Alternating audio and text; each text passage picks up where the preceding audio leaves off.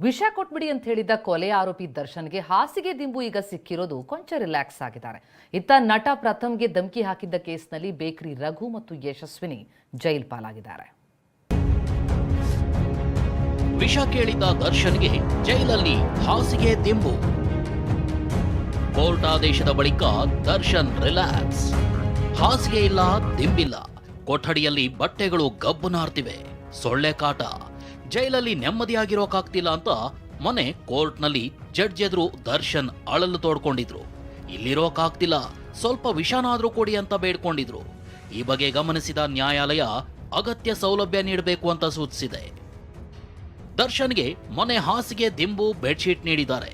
ತನ್ನ ಸೆಲ್ ಮುಂದೆ ವಾಕಿಂಗ್ ಮಾಡಲು ಅವಕಾಶ ದೊರೆತಿದೆ. ಮೊನ್ನೆ ರಾತ್ರಿ ಜೈಲಿನ ವೈದ್ಯರೇ ದರ್ಶನ್ ಆರೋಗ್ಯ ತಪಾಸಣೆ ಮಾಡಿದ್ದಾರೆ. ದರ್ಶನ್ ಬಳ್ಳಾರಿ ಜೈಲಿಗೆ ಶಿಫ್ಟ್ ಅರ್ಜಿ ವಜಾ. ಮುಂದೇನು? ಇನ್ನು ದರ್ಶನ್ ಅಂಡ್ ಗ್ಯಾಂಗ್ ಅನ್ನ ಬಳ್ಳಾರಿ ಜೈಲಿಗೆ ಶಿಫ್ಟ್ ಮಾಡುವಂತೆ ಜೈಲಧಿಕಾರಿಗಳು ಸಲ್ಲಿಸಿದ ಅರ್ಜಿಯನ್ನ ಕೋರ್ಟ್ ತಿರಸ್ಕರಿಸಿದೆ. ಇದರಿಂದ ದರ್ಶನ್ಗೆ ರಿಲೀಫ್ ಸಿಕ್ಕಂತಾಗಿದೆ.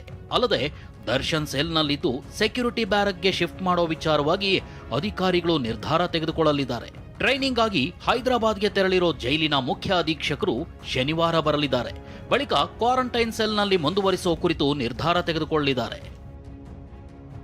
ನಟ ಪ್ರಥಮ್ಗೆ ಧಮ್ಕಿ ಕೇಸ್, ಬೇಕರಿ ರಘು, ಯಶಸ್ವಿನಿ ಜೈಲು ಪಾಲು.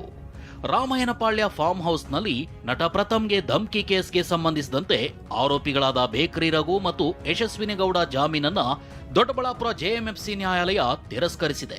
ಹೀಗಾಗಿ ಬೇಕರಿ ರಘು ಮತ್ತು ಯಶಸ್ವಿನಿ ದರ್ಶನ್ ಇರೋ ಪರಪ್ಪನ ಅಗ್ರಹಾರ ಜೈಲು ಪಾಲಾಗಿದ್ದಾರೆ. ದೇವನಹಳ್ಳಿಯಿಂದ ನವೀನ್ ಜೊತೆ ರಾಮು, ಟಿವಿ9 ಆನೇಕಲ್.